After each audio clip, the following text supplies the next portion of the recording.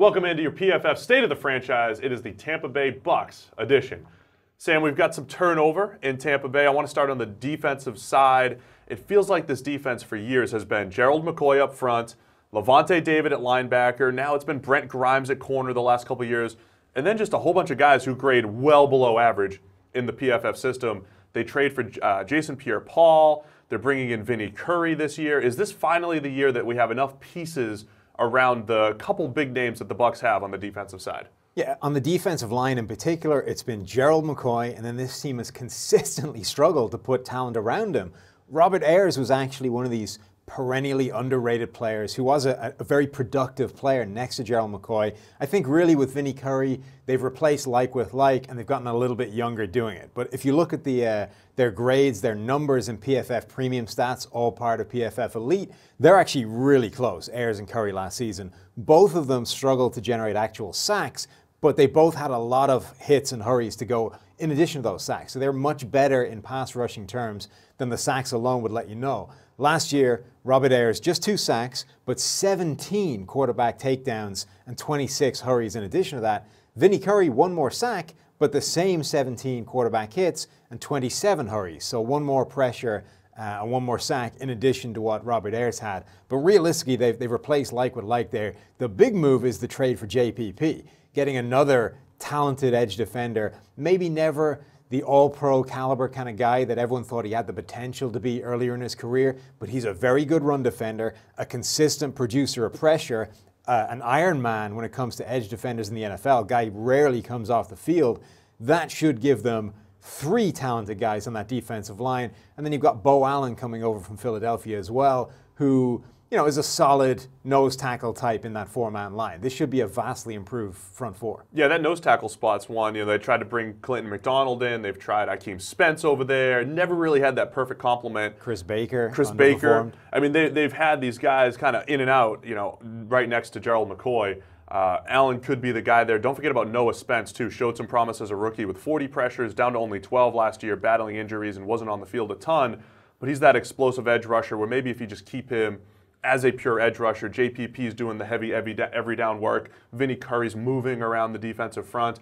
We could be onto something here on Tampa Bay's defensive line. Still a potential need, though, in the draft, which we'll get to. What about on the back end as far as defensive backs go?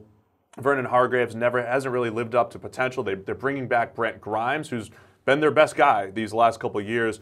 Still feels like a place where they could put a little bit more resource in the draft, but what do you make of that secondary with Grimes, Hargreaves, and whatever else they have back there? Yeah, I think that's still a big position of need. In fact, that might be their biggest position of need. And actually, they're perfectly situated, number 7 overall in this draft, to get one of the top defensive backs in the draft. They could have their pick of the top corners potentially, whether it's Josh Jackson out of Iowa, whether it's Denzel Ward out of Ohio State. They could potentially pick the guy they want. Maybe Minka? There you go. Minka Fitzpatrick? Also potentially have their pick of the safety / hybrid defensive weapons in that secondary, whether it's Minka Fitzpatrick out of Alabama, who can play slot corner, who can man up against tight ends and receivers out wide, or whether it's Derwin James, your do-it-all weapon from safety. They could potentially get their pick of any of those guys depending on how those first 6 picks fall off the draft board. And even if they don't, they're going to get their pick of 1 top defensive back. Derwin would be a beautiful fit for what they can do. You've got speed in that linebacking core with Quan Alexander and Lavonte David, but Derwin could be half linebacker, half safety, half edge rusher. Help their edge rusher, yeah. Yeah, you can do it all. Derwin would be a great fit. The other guy that I've put in my mock drafts to them, because Doug Martin is out at the running back position and it's still it's a major need for Tampa Bay, Saquon Barkley. And I know he's getting a lot of the top 2 hype, top overall hype, but we've been talking about the diminished running back value around the NFL, but the Bucs at 7 feel like the first place where I'm pretty comfortable saying Saquon Barkley would be a great fit there, especially when you talk about building around Jameis Winston and what they did last year, adding to Mike Evans with Deshaun Jackson, with Chris Godwin, who was our top-graded rookie wide receiver last year. They draft O.J. Howard. They have Cameron Brate back.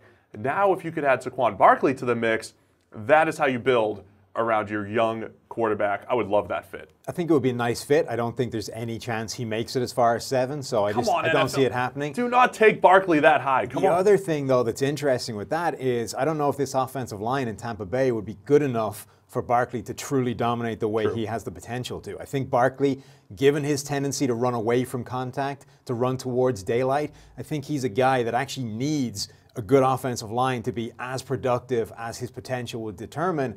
And the Bucs' offensive line is still a work in progress. They desperately need an upgrade at left tackle over Donovan Smith. That has been a disaster of a pick. The guy has averaged 11 penalties a season, gave up 7 sacks last season. His grading is just a wall of red in the PFF system. Do you want to see his grade? Yes. He had a career high 51.9 last year in our 0 to 100 grades, all a part of PFF Edge.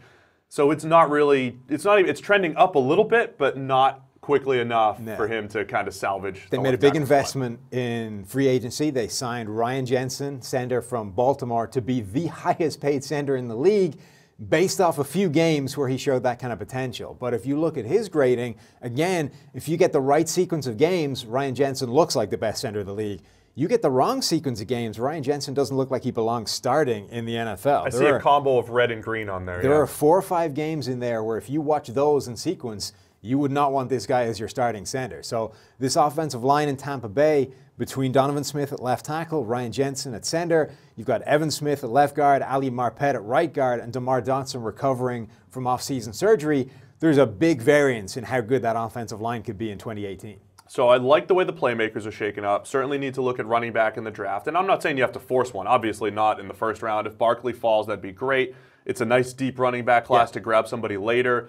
But early in the draft, we're talking maybe O-line depth. I don't know if that matches up, but it looks like defensive back might be the perfect fit for Tampa Bay as far as draft need and value. What about adding more to that defensive line? We've mentioned all of the pieces that they bring in with JPP and with Noah Spence, maybe reliving some of that rookie magic. But is this a Harold Landry potential spot, or if Bradley Chubb falls, is that a guy that they can grab at 7, or maybe one of these edges that falls early in the 2nd? Yeah, I mean, a lot of this comes down to how they see Noah Spence, whether they think that this guy is already a pick that they need to start moving on from, or whether they're prepared to give him another chance in 2018 to be the player that he flashed as a rookie. If they don't think that he's has got much of a future with the team, then potentially edge rusher is a place to look. And at 7, it might be more sensible to target edge rusher than it is defensive back, which is a way deeper class. Right. You could come back for defensive back at the top of the 2nd and have a much higher caliber of player than you could if you're trying to find a pass rusher at the top of the 2nd, because there just isn't that depth there. All right, so it looks like defensive back, a great way to go for Tampa Bay. Going to grab a running back at some point and continue to rebuild that offensive line. But I do love what they've done with the playmakers surrounding Jameis Winston. He's ready for a breakout season anytime now, Sam. I've been telling you for quite a while. That is your Tampa Bay Bucs State of the Franchise. It's been powered by PFF Elite.